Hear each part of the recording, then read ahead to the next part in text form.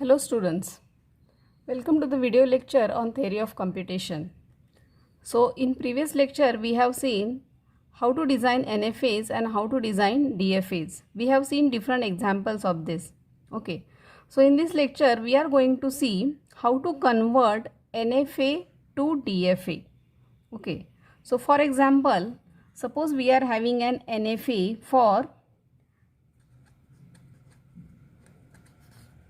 strings starting with A. So this NFA will accept all those strings which are starting with A over input alphabet A comma B. Okay, so our sigma is A comma B. So now we will draw the NFA for this. Okay, so in case of NFA we know that we are drawing only for the required condition. So every string should start with A and after that A it can have anything. So that is A comma B. So if my string is starting with A, so it should go to a final state. And after the A it can have any combination of A or B. So this is an NFA for all the strings which are starting with A over input alphabet A comma B. Now we will draw the transition table for this. So we have already seen how to draw NFA and how to draw a transition table. So here we are having states, that is Q0 and Q1, and here we are writing input alphabets. So here in this case we are having A and B. So Q0 on A, where it is going? Q1. Q0 on B. So here Q0 on B, we have not shown any transition. So that means what? We are writing here phi. Q1 on A and B, that is Q1 only. Okay. So now this is an NFA. Now we have to convert this NFA to DFA. So the method which we are using for conversion of NFA to DFA, so this method is called as subset construction. So subset method. So we are using a method which is called as a subset construction method. Okay. So now whenever we want to convert this NFA to DFA, so what we have to do? We have to start with the initial state. This is NFA and now we will draw DFA. Okay.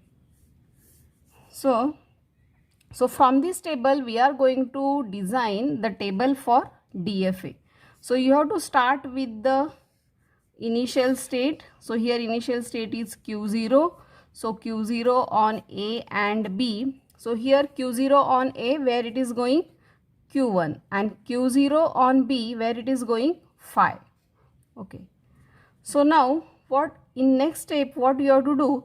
So here Q0 on A, so this is nothing but the different states where it is going. So in case of NFA, as we know that for one input alphabet it may go to different states, and that's why in some cases of your NFA, here we will have a subset of states. Okay, and that's why the name is subset method. And what we are doing here, so whatever the subset will be forming here, so that subset will act as a state in case of DFA, because in case of DFA we know that for one input alphabet there is only one transition. So here we are having these states, that is Q1 and phi. So whatever the states which are generating on this side, so those will become the states in your DFA. So Q1 state is not there in this DFA, so we will take that state next. So Q1 we will write here. So Q1 on A, where it is going? Q1.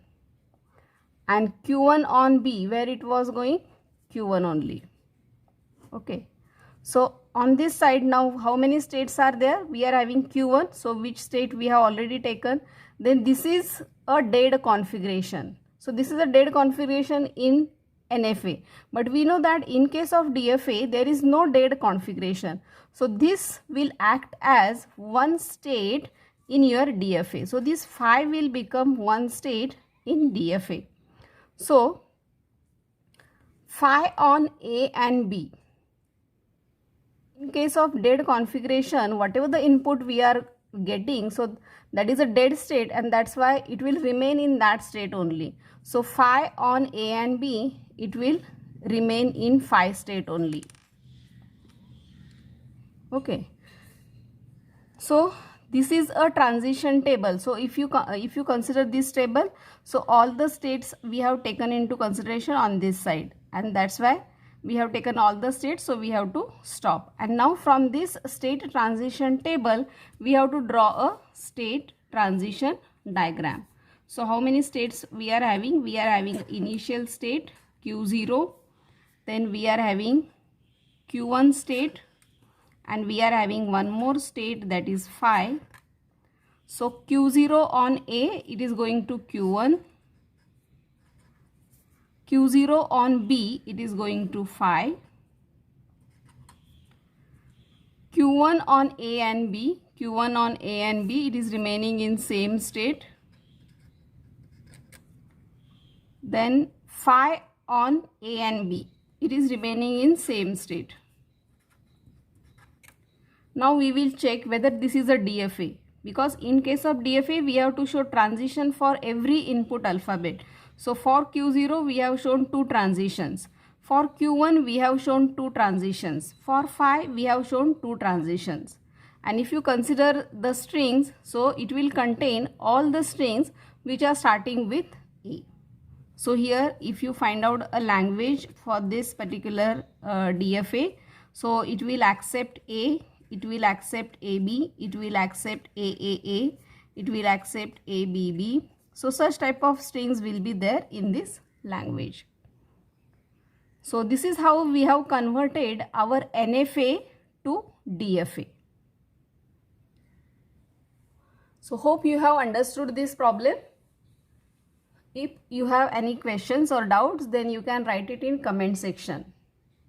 Thank you. Thank you for watching the video. Enjoy learning.